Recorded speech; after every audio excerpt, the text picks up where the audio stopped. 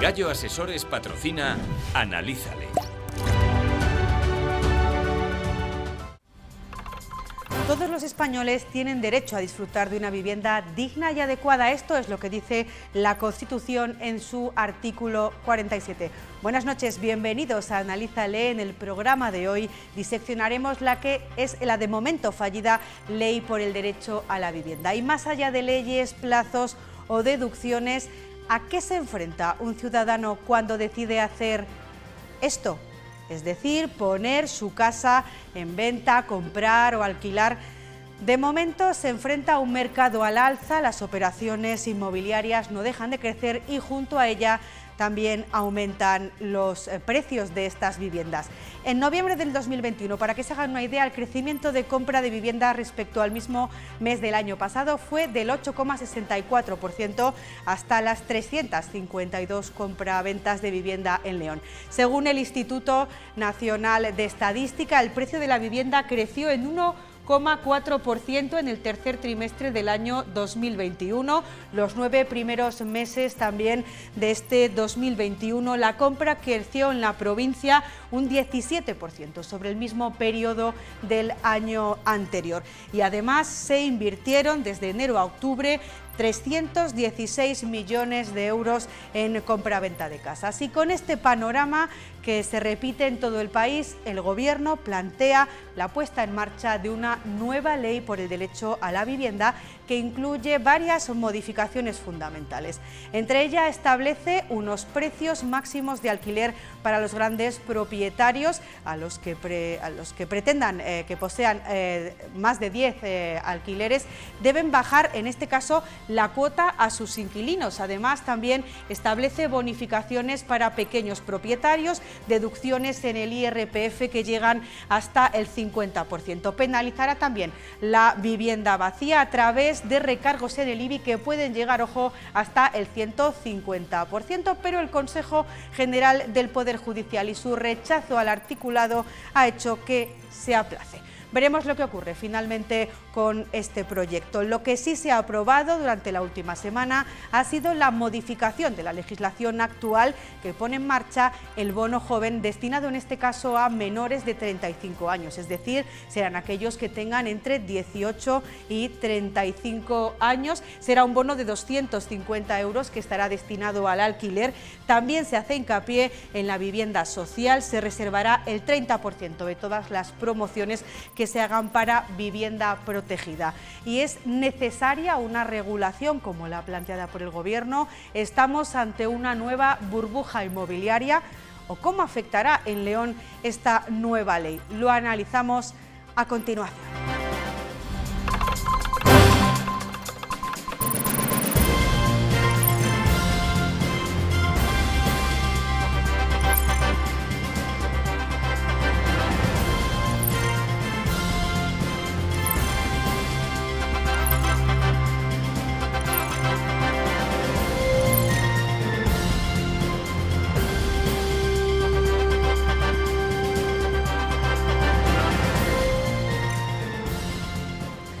Y entramos ya en materia para analizar, como les decíamos, la situación económica que rodea en estos momentos el mercado de la vivienda y el acceso de los jóvenes a su primera casa. Y para hacerlo están con nosotros Nuria González Rabanal, presidenta del Consejo de Economistas de León. ¿Qué tal? Buenas noches. Buenas noches.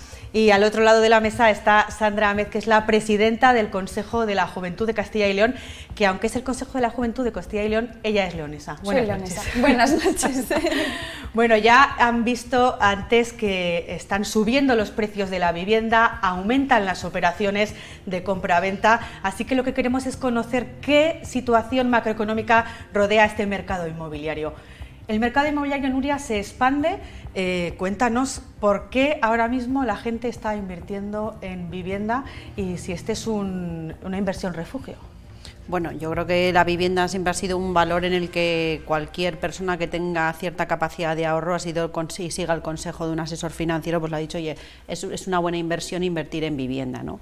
Primero, existe una cultura en este país de tener vivienda propia y eso siempre dirige un poco las expectativas desde la gente joven que por primera vez acumula una cierta capacidad de ahorro, de intentar tenemos una cultura de propiedad de la vivienda más que de alquiler de la vivienda y eso influye lógicamente para todo. Lo segundo es que es un valor refugio, sobre todo en un momento como el actual, donde tenemos una situación de incertidumbre en otros mercados que podrían ser alternativa para el ahorro, como pueden ser los mercados de renta variable, como pueden ser los mercados incluso de renta fija, es decir, ahora mismo los mercados financieros no están respondiendo a las expectativas que esperan los ahorradores, y no estoy hablando de grandes ahorradores, estoy hablando simplemente de familias normales que buscan una rentabilidad que los bancos no le dan a través de sus depósitos a la vista y de ahorro en las cuentas corrientes y que lógicamente buscan pues obtener algo por sus ahorros, ¿no? por su liquidez.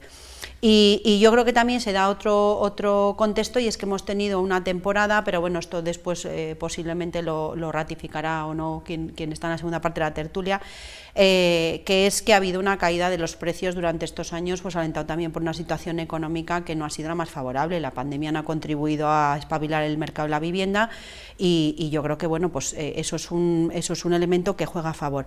Y por último también, que resuelve muchos problemas, sobre todo en vivienda nueva, porque supone disparar el sector de la construcción, y no olvidemos que el sector de la construcción tiene una capacidad de empleabilidad dentro del mercado de trabajo muy importante, con prácticamente baja o nula cualificación, y eso sirve muy bien a los propósitos electorales de quien gobierne, independientemente de su color.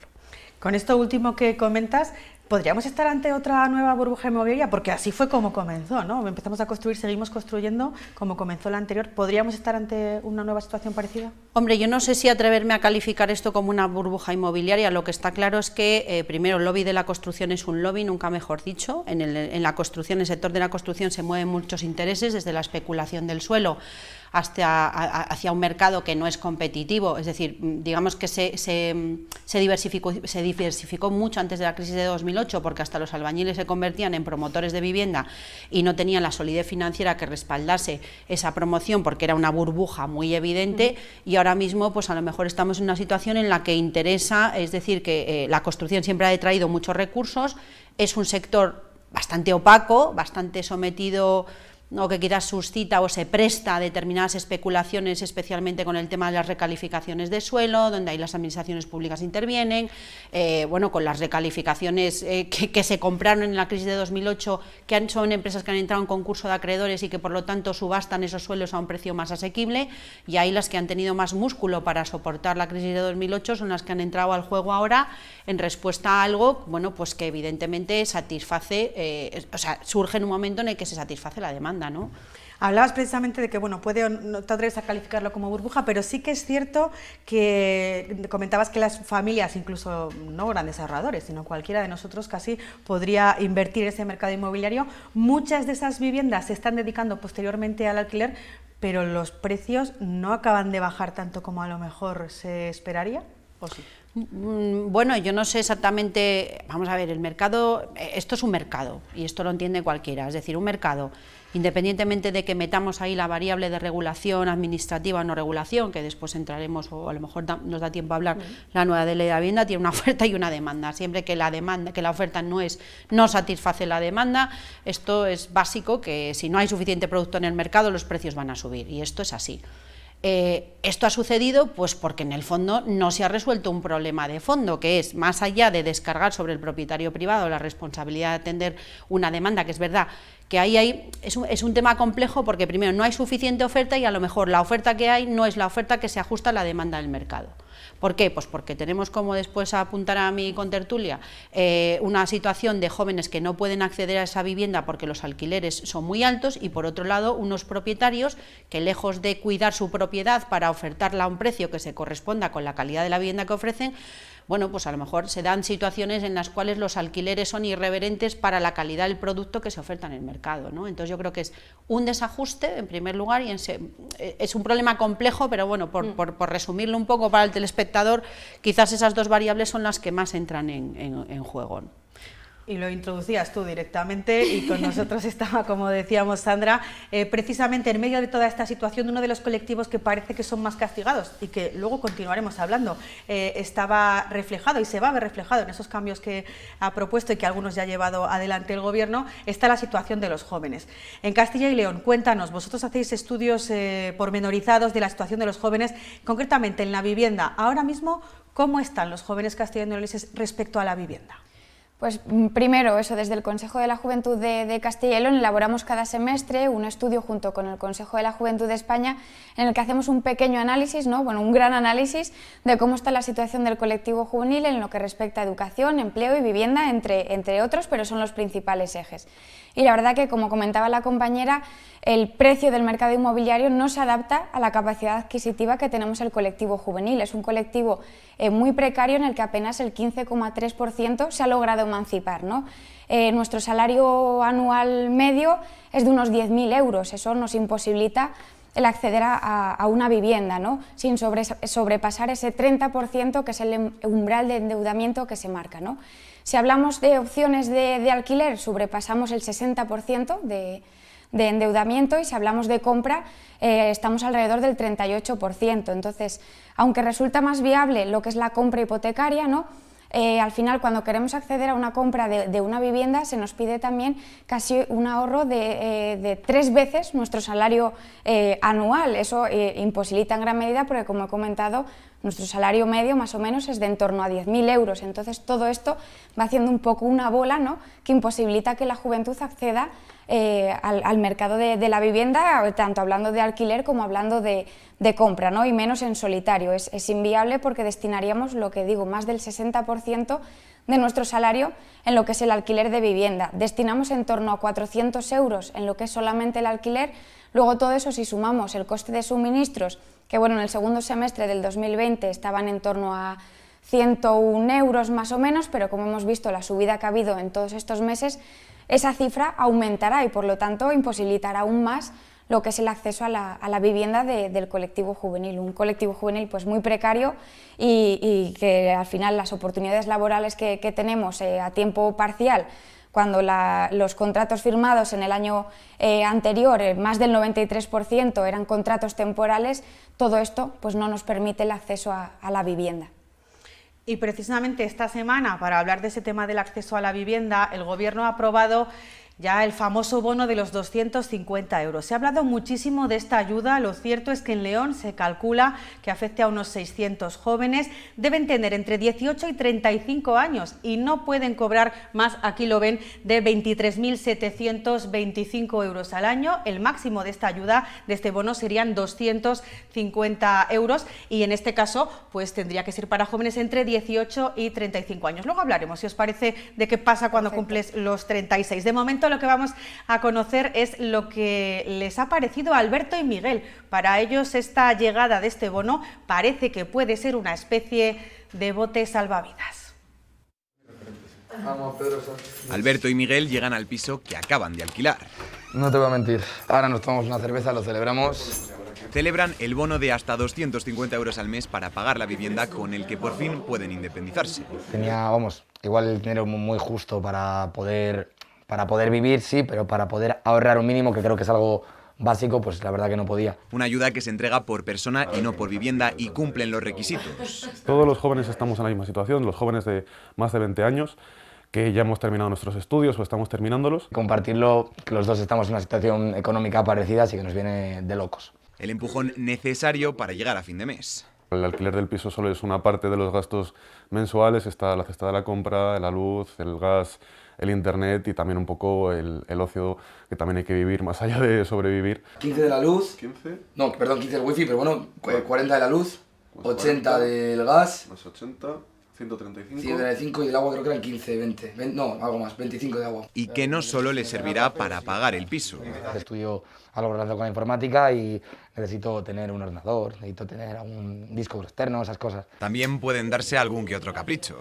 Con la ayuda nos podemos permitir un gradito más, me parece, ¿no? Hay que comprar mobiliario, hay que comprar cosas nuevas y bueno, pues también un poco de ocio. Una oportunidad para mirar al futuro con esperanza y que acerca a los jóvenes a la vida independiente. Al final voy a ser la dueña de la casa esta. Bueno, ya lo han escuchado, ya lo han visto. Ellos decían, bueno, a lo mejor esos 250 euros también me sirven además para pagar el piso para comprarme el ordenador nuevo. Y ahora os pongo encima de la mesa a las dos. ¿Es efectiva una ayuda de estas características? ¿Habría que apostar por otro tipo de ayudas? ¿250 euros son suficientes, no son suficientes? Sandra. Sí, por ejemplo, desde el Consejo de la Juventud de España advertían esta semana que esta ayuda del bono joven del alquiler solamente llegaría al 1,7% de la población juvenil. Menos que nada es, ¿no? Pero sí que creemos que hay que apostar por realmente esa aprobación de la ley de vivienda, ¿no? Y que no solamente quede en el bono de alquiler joven, ¿no? Sino que esto vaya consigo también con la regulación de los precios del alquiler, el aumento del parque público de vivienda, ¿no? La regulación de las viviendas que hay ahora mismo vacías, porque al final si solamente sale adelante lo que es el bono alquiler joven, va a llevar también a la subida de los precios del alquiler. Entonces todo esto al final va a seguir imposibilitando que el colectivo juvenil logre esa emancipación, ¿no? Pero como decíamos también, con los contratos temporales que tenemos, al final es imposible la emancipación del colectivo juvenil. Entonces creemos que sería más efectivo realmente apostar por medidas en materia de empleo para lograr que el colectivo juvenil tenga oportunidades en Castilla y León en materia de empleo, ¿no? Aunque sí que es cierto que, bueno, antes no teníamos nada y ahora vamos a tener un pequeño bono, ¿no? Pero sí que hay que pincelarlo y ver realmente si será efectivo o no será efectivo. Es importante, Nuria, apostar por esa regulación, por poner esos topes, ¿no? Bueno, yo creo que eso está sujeto siempre a la visión de quién es el ejecutor de la política económica. El Gobierno ha hecho lo que es coherente con su programa político y sus socios de Gobierno. No se puede decir otra cosa. Es decir, esto es bueno, pues la economía subvencionada, la economía subsidiada, en la búsqueda, pues eso de captar, bueno, pues la atención y resolver problemas que en el fondo de la cuestión no se están resolviendo. Es decir, yo creo que subsidiar no supone incentivar, es decir, puede haber otras formas, no sé cuáles, porque tampoco tenemos tiempo aquí para abordarlas, seguramente que este mismo problema lo hayan tenido en otros sitios, en otros países de la Unión Europea y no se ha resuelto de esa manera. Yo creo que eso crea una sensación ficticia de que cualquier persona, bueno, pues si te dan un salario mínimo, si te dan un subsidio para la vivienda, si te dan un subsidio para la tarifa de la luz, si te dan un subsidio para la tarifa de internet, primero eso no incentiva a que nadie aumente tu sueldo, porque al fin y al cabo como empresario pagas lo que tienes que pagar, porque en realidad ya se encargará la política social de la entidad territorial correspondiente de subsidiarte por todo eso. Creo que eso admite muchos matices, cuanto menos. No quiero decir que no sea bueno, no sea positivo, no quiero decir tampoco eso. Es decir, hay un problema de fondo que subyace, que es que efectivamente tenemos una tasa de desempleo juvenil muy elevada, que los sueldos, es verdad que se aprueba el salario mínimo, no se puede trasladar el incremento de precio a las rentas porque el propio Real Decreto de Vivienda limita las rentas, es decir, estamos entrando en un bucle de regulación en el cual se regula el precio al que se puede alquilar, se regulan las zonas donde se puede alquilar, se regula la capacidad de compra del que tiene que comprar, se regulan las necesidades fiscales, o sea, creo sin dejar de reconocer que la gente joven tiene evidentemente un problema de independencia y de acceso a la vivienda en unas condiciones dignas, creo que estamos, bueno, pues primero respondiendo a unos objetivos lógicamente electorales y políticos que son lícitos para cualquier gobierno. Ojo, esto no tiene nada que ver con que gobiernen los que nos gobiernen, es decir, quienes han venido antes tampoco lo han resuelto. Prueba de ello es que si no, no tendríamos el problema que tenemos ahora, o sea, que no supone decir, es que la culpa lo tienen los que están ahora, no, lo tienen todos los que han venido antes, que ninguno ha sido capaz de resolver el problema de fondo. Y luego existe, lógicamente, en cierto sentido, un traslado hacia la capacidad privada, es decir, al ahorrador privado que se mueve de un destino a otro y que temporalmente tiene que alquilar su casa para poder vivir del alquiler en otra, le estamos poniendo una serie de limitaciones y una serie de condicionantes, me explico, y al mismo tiempo le estamos dando al que ocupa la vivienda pues una serie de prerrogativas y de derechos y de subvenciones, bueno, pues que cargan muy bien sobre una parte, pero que quizás en ese afán regulatorio yo creo que la precipitación nunca es buena y que siempre hay que contar, por supuesto, con órganos que asesoren y hay que tener un buen conocimiento del mercado, que me temo que es lo que siempre, en los fallos en los que siempre se reitera la política. ¿Se puede autorregular el mercado? ¿Crees que sería posible? O realmente, aunque no sean, no sé si en este nivel, más o menos, siempre hay que regular o directamente podría No, la regularse? regulación es buena, vamos a ver, si es que parece que cuando hablamos de regulación estamos hablando de todo o nada, ¿no? Es decir, ni blanco ni negro, todo emite los tonos de gris.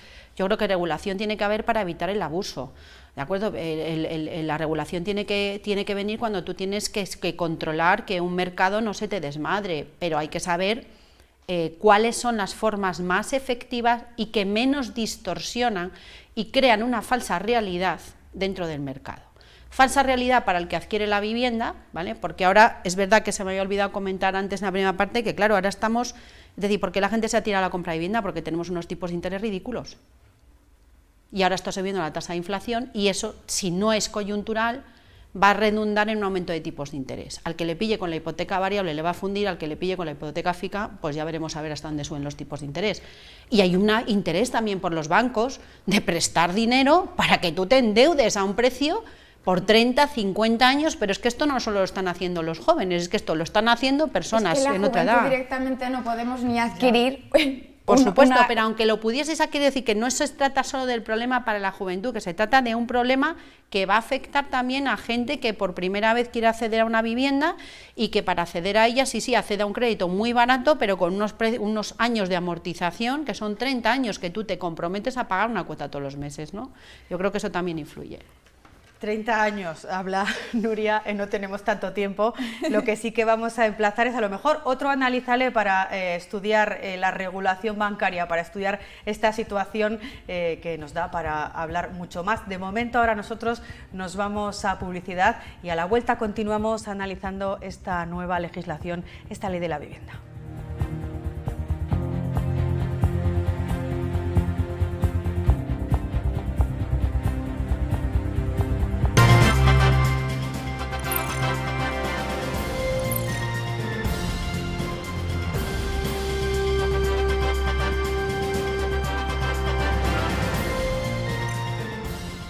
Y continuamos después de esta pausa para la publicidad con dos nuevos invitados con los que vamos a analizar la legislación actual y esa modificación que se pretende con la nueva ley por el derecho a la vivienda. Nos acompañan en esta nueva mesa el gerente de la Cámara de la Propiedad, Miguel Ángel Sánchez. ¿Qué tal? Buenas noches. Hola, Natalia. Y también al otro lado tengo a Begoña Gonzalo, que es arquitecta en el Ayuntamiento de León. ¿Qué tal? Buenas noches. Buenas noches, Natalia. Bueno, les voy a dejar un poquito en espera antes de entrar en materia. Queremos conocer en qué momento se encuentra esta tramitación de esta nueva ley. Recordemos que el Consejo de Ministros aprobó el anteproyecto de ley, esto fue ya en octubre. Posteriormente se envió al Consejo General del Poder Judicial, que en la ponencia sobre el tema dio el visto bueno, pero el Pleno acabó por rechazar el texto a grandes rasgos. Ahora, ¿cuáles son los siguientes pasos para que esta ley llegue al Congreso? Nos lo cuentan desde Robert Asesores. El informe del Consejo General del Poder Judicial es un varapalo a nivel judicial para la tramitación de esta nueva ley de la vivienda, porque, bueno, evidentemente no es un informe que sea vinculante, pero sí que está recogiendo aspectos trascendentales de esta nueva ley que no se recogen y que podrían dar lugar a diferentes conflictos a nivel judicial al respecto de la tramitación de la ley, e incluso que podrían hacer que se paralizase vía recurso en su tramitación parlamentaria. Con lo cual, lo que estamos ahora es, este informe lo que supone es la devolución al Gobierno para su correcta formulación de este Real Decreto con el que se pretende iniciar la tramitación de la nueva ley de vivienda, y lo que al final, el objeto final seguramente sea que se dilaten nuevamente los plazos y que se aclaren algunos conceptos. Mi parecer es que, imagino que desde la parte política, desde el Gobierno, se siga promoviendo la voluntad de hacer esta reforma legislativa y que, bueno, pues que estos aspectos que no han quedado lo suficientemente claros y que pueden dar lugar a controversias sean modificados en un plazo relativamente corto para poder iniciar este nuevo proceso de tramitación y que luego pues ya vaya al Congreso de los Diputados para su tramitación como ley. Vamos, que nos queda un tiempo para conocer cómo será definitivamente esta ley. Comenzamos por el análisis y empezamos por el principio. Os lanzo la pregunta a los dos. ¿Es necesaria una ley, con lo que hemos escuchado en la primera parte de este Analízale, es necesaria una ley como esta? Empezamos, por ejemplo, por Begoña, ¿te parece? Bueno, yo creo que está bien que haya una ley de la vivienda. No sé si esta u otra, pero está bien. En España no había una ley de la vivienda como tal. Y bueno, y además España tradicionalmente tiene poca pocas políticas de vivienda, ha dejado siempre en manos de la iniciativa privada, para bien o para mal, el abastecer al mercado de viviendas o de rehabilitarlas, y sí parecía que en todos los países hay una ley de vivienda. Otra cosa es que si se invaden o no competencias autonómicas, o sea, hasta qué punto esta ley está regulando aspectos que sean competencia estatal o no, eso es un aspecto diferente. Yo creo que el momento tenía que ver con que se quieren ejecutar una serie de fondos en un periodo corto de plazo, no vinculados necesariamente solo a la promoción de vivienda, sino sobre todo a la rehabilitación de vivienda, y aunque la parte de incentivos a la rehabilitación, incluso a la promoción de vivienda en alquiler, no precisarían directamente de la ley de vivienda, se podrían ejecutar sin esta ley. Bueno, sí parecía que siempre está bien que haya un acompañamiento regulatorio. Ahora, yo creo que sí es mal síntoma que ya desde el principio haya estas dudas de fondo sobre si se están invadiendo o no, sobre todo el ámbito competencial autonómico. Eso es un problema legal, pero ¿era necesaria a nivel del usuario? ¿Qué os comentan en la Cámara de la Propiedad? Bueno, en la Cámara nuestros usuarios desde luego estaban preocupados, sobre todo por el tema de la limitación de rentas, porque es lo que más se oye. Luego vemos que afecta a grandes propietarios y no a todo el colectivo de arrendadores. Y respecto de esta ley, claro, tenemos que explicar pues muchas cosas. Yo de momento, una ley de vivienda en España, pues puede ser y es adecuado que exista. Esta ley ni es la ley adecuada, ni es el momento de aprobarla, de ninguna de las maneras, ni siquiera digamos que se basa en unas realidades analizadas, ni con profesionales, ni se ha consultado, ni hay un consenso. Se duda y se invaden, de hecho, competencias de las comunidades autónomas. Es decir, no tiene mucho sentido. Aunque haya temas que, vale, pueden ser ciertas bondades tiene la ley, el incremento o tratar de incrementar las viviendas de protección oficial, que hace mucha falta, la vivienda social, la vivienda en alquiler barata, que es muy diferente de la social, pero entendemos que no lo va a conseguir, todo lo contrario, puede perjudicar bastante al mercado del arrendamiento y bueno, de hecho, los primeros perjudicados ya son los inversores institucionales, que es un porcentaje pequeño en España, o sea, estos grandes fondos, las inmobiliarias, aseguradoras, bancos, es decir, todos estos que suenan tanto, Blackstone, CaixaBank, son los más grandes. Bueno, pues esos ya de momento tienen una sensación de inseguridad jurídica y de qué va a pasar. Esta gente invierte para sacar una rentabilidad. Ahora me limitan la rentabilidad, muy bien. Lo normal va a ser, y está pasando en Cataluña, que me vaya de allí o que venda y que destine ese dinero pues, a otra inversión. No podemos olvidar que la inversión en inmueble está realmente muy penalizada fiscalmente, no como la inversión en valores mobiliarios, que yo compro, vendo con pocos gastos, pago por el beneficio y punto. Aquí compro transmisiones patrimoniales, luego tengo mis plusvalías, luego tengo el IBI, o sea, es decir, hay una cadena de Esa es otra parte, claro, tremenda. El tema de los impuestos que también se quieren tocar, se quieren regular, y se habla, que hemos oído estos días, bueno, pues en todos los informativos de esta casa, en las radios, el tema de las zonas tensionadas. ¿Realmente, Begoña, en León habría zonas tensionadas o esto solo vale para Madrid, Barcelona y 4 ciudades más? En principio vale para las ciudades donde está tensionado realmente el mercado. En territorios como el nuestro las zonas tensionadas no van a ser de aplicación, entonces gran parte del contenido normativo no va a tener tampoco una aplicación práctica. Nosotros tenemos una problemática muy concreta en el entorno en el que vivimos, que tiene más bien que ver con el elevadísimo porcentaje de vivienda vacía y las enormes dificultades para ponerlas en el mercado de alquiler, incluso las enormes dificultades de los propietarios de esas viviendas para poder acometer los costes que permitirían que esa vivienda estuviera en unas condiciones legítimas para que estuvieran en el mercado. Y no tenemos, afortunadamente o por desgracia, porque las zonas que están tensionadas también son aquellas donde el mercado laboral paga mejores salarios, por lo cual bueno, el mercado a lo mejor de la vivienda ha ido más deprisa que la capacidad adquisitiva o de alquiler de la gente, Y este problema aquí no existe ahora mismo. Vamos, yo entiendo que no existe y no creo que en la Cámara nos digáis otra cosa. Tenemos muchísima vivienda vacía. Ese es el gran problema, las viviendas vacías. Ese es el problema de la falta de oferta de alquiler, como bien dices. Y el tema de las zonas tensionadas, pues hombre, se habla de que va a haber o va a afectar a unos 1.000 municipios de 7.500, 7.600 que hay en toda España.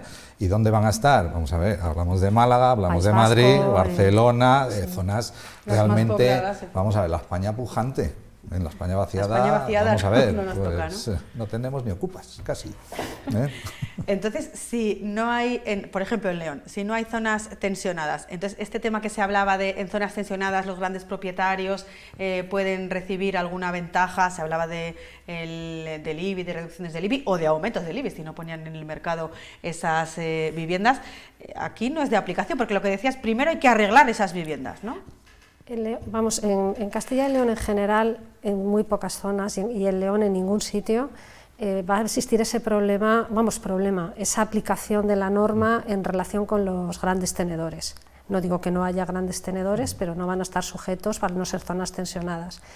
Pero bueno, a mí me gusta leer siempre las normas un poco transversalmente y ver qué pueden aportar de bueno. Ahora mismo, desde el verano, se han producido muchos documentos normativos, no todos con el rango de ley, otros son incentivos a través de reales decretos, y yo creo que al menos en la zona en la que nosotros vivimos tenemos que fijarnos en aquello de lo que podemos intentar al menos sacar un partido, digamos, ante la realidad de los problemas que tenemos. Yo creo que sí ha habido desde agosto hasta ahora un paquete de incentivos que todavía no están desarrollados por las comunidades autónomas, pero se van a desarrollar en próximas semanas, que son donde tiene la oportunidad el territorio en el que vivimos. Si de verdad conseguimos que una parte relevante de ese parque inmobiliario con el que contamos, que está muy mal mantenido, totalmente obsoleto y necesitado de rehabilitación, y es, digamos, lo primero que tienes que tener para que pueda haber un producto en alquiler es que el producto sea decente. Y la inversión que hay que hacer normalmente es muy fuerte para luego lo que se va a poder obtener en un mercado de alquiler como el nuestro, que esto no lo vais a decir vosotros, pero el mercado de León es está en los límites del alquiler protegido, aunque esté libre. Quiero decir que aunque mañana se pusiera un límite al precio del alquiler en León, ese límite no iba a estar por encima de la realidad de los alquileres en la ciudad de León. Conocéis, ¿no?, esa realidad de la renta. Sí, claro, entonces yo veo muchísimo más importante en el territorio en el que estemos que los incentivos funcionen para que se produzca una rehabilitación real del parque inmobiliario y ese parque inmobiliario pueda salir al mercado de alquiler, de compraventa, de lo que sea necesario.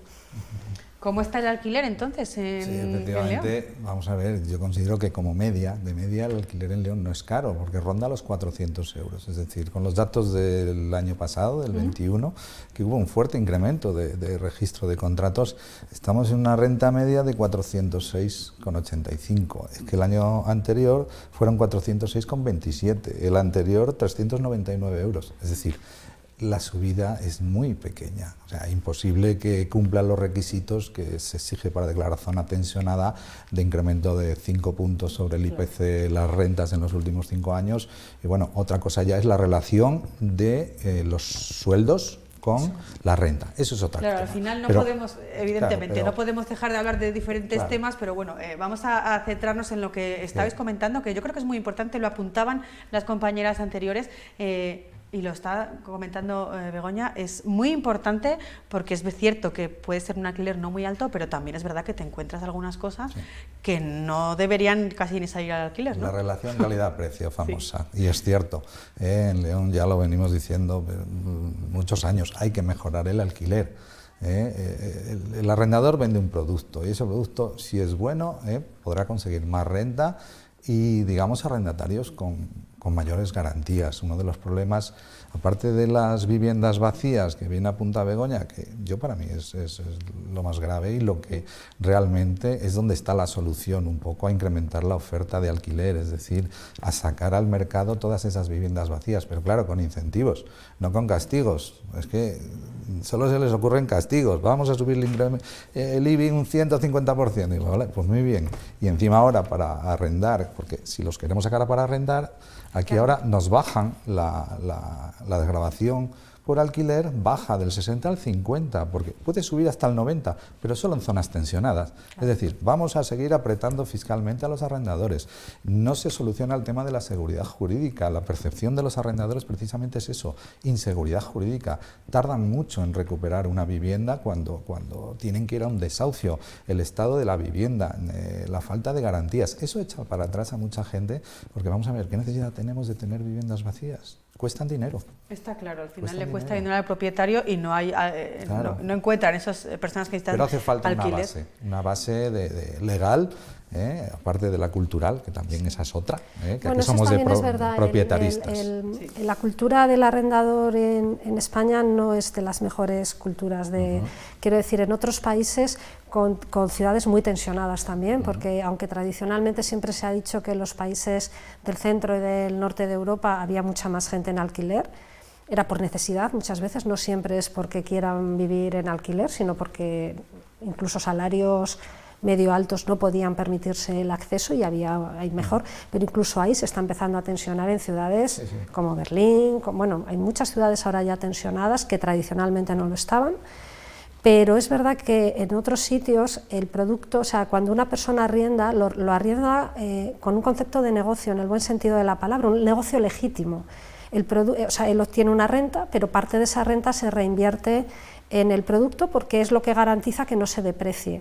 En España hemos entrado en un círculo muy complejo, que es que construcciones de calidades razonables de los años 40, de los años 50, 60, 70, que es cuando se construyen mayoritariamente los ensanches de nuestras ciudades, lo que han ido es ir perdiendo cada año calidad, por lo cual, o sea, como no se ha reinvertido prácticamente nada en esas viviendas, una vez que las abandonaban sus usuarios principales, pues bueno, ahora hay un parque que aunque haya sido una buena fuente de ahorro, está muy devaluado, muy deteriorado y que de verdad que es necesario volverlo, o sea, es lo que dice la palabra, volverlo a poner en condiciones de habitabilidad, o sea, hay que rehabilitar para que pueda ser, con las condiciones del siglo XXI, un patrimonio habitable. Y eso yo ahora mismo en la zona en la que vivimos lo veo mucho más importante. Bueno, va a haber siempre vivienda nueva, eso tampoco es nada en contra de la vivienda nueva, va a haber siempre promoción de vivienda nueva en función de la demanda, pero lo que no podemos es ir por la ley de acumulación, me daría igual que fuera la vivienda que naves industriales, abandonando naves, construyendo nuevas y ir abandonando, porque al final es un patrimonio y hay que entenderlo.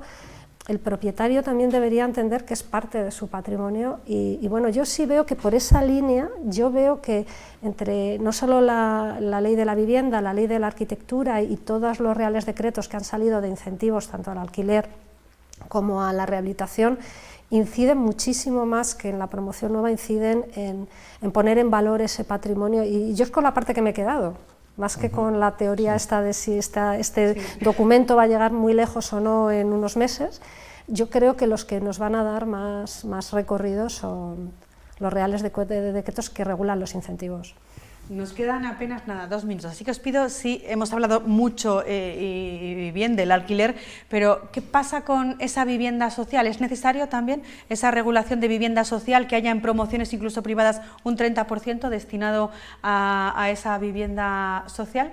2 titulares. Más que vivienda social, yo creo que habla de vivienda protegida en general, también, porque vivienda social es otra cosa. Es otra cosa, es ya para gente más vulnerable y es una necesidad que no está cubierta en España. Yo creo que no hay casi ni inventario de las viviendas sociales. Yo me parece excesivo, un 30% de reserva para vivienda protegida y que la mitad tiene que destinarse a alquiler. Bueno, no es así exactamente, dice que de la reserva de suelo protegido que ya existe, por ejemplo en los nuevos desarrollos de urbanizables en Castilla y León es el 50%, que tradicionalmente se están enviando al mercado de venta en precio de vivienda protegido, que el 50% vayan a alquiler protegido, y al menos el 50%. Sí, el 50%.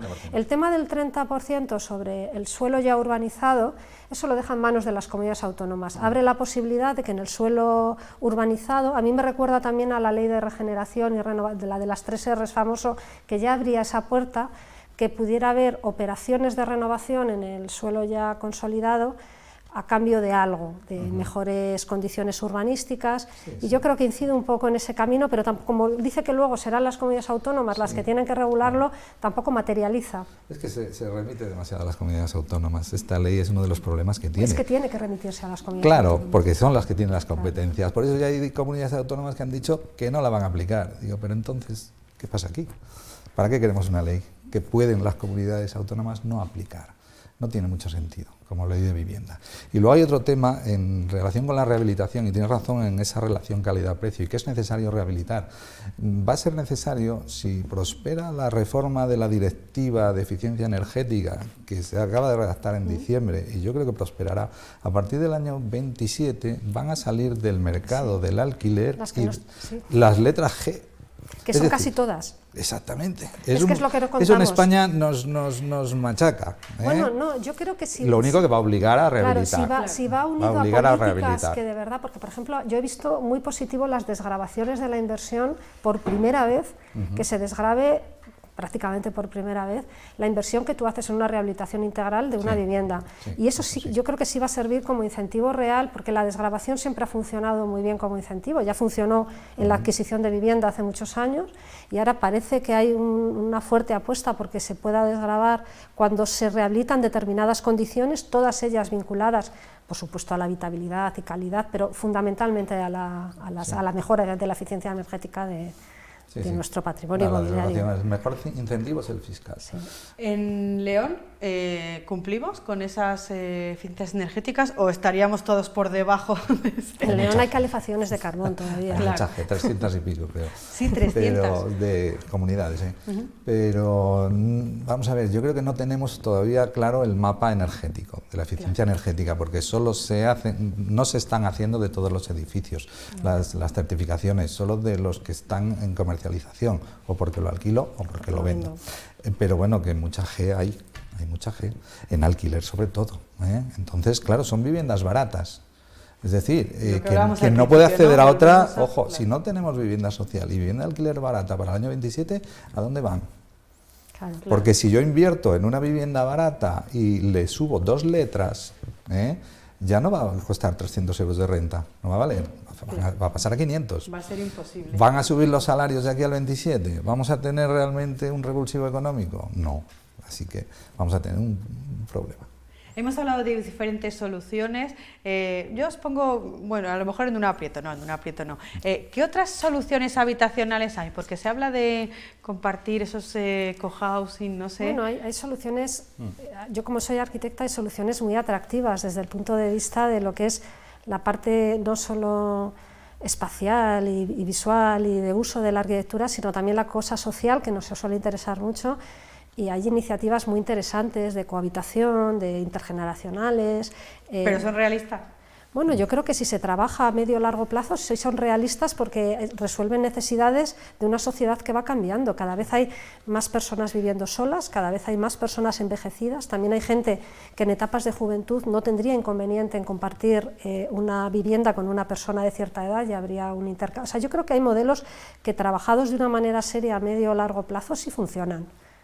Porque la sociedad cambia, no por otro motivo. No, es una cuestión de cultura, como todo, y de ir viendo estas nuevas fórmulas, el co-living famoso que además presta una serie de servicios y tal, es muy interesante y está funcionando. Porque se puede adaptar a... Podría haber una persona mayor, jubilada, que tiene una vivienda de 130 metros, que es muy habitual, que de golpe y porrazo decide que pone en alquiler 2 habitaciones para un estudiante que viene a estudiar 3 años a la ciudad. De hecho, son temas residuales aquí. Es lo que te iba a decir, que aquí a lo mejor ya se hace con algunas universidades. Vosotros en la Cámara, por ejemplo, ¿veis a alguien que diga, oye, yo quiero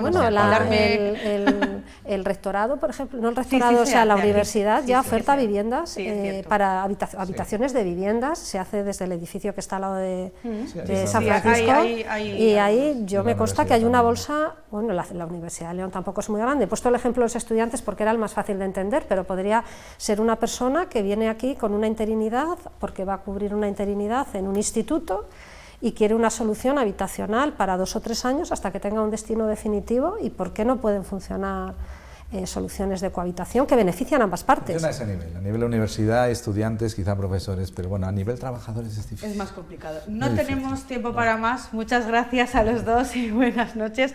Gracias por estar con nosotros, Miguel Ángel, Begoña, por darnos esas soluciones. Ya han visto, en apenas unos minutos hemos perfilado algunos de los temas que aquí en León nos preocupan de verdad en la vivienda, las viviendas vacías, la rehabilitación. Bueno, esto queda para mucho, tal vez en otro Analízale. Gracias por estar ahí. Volvemos el sábado que viene a la misma hora aquí en Analízale. Que pasen una buena semana. Gracias.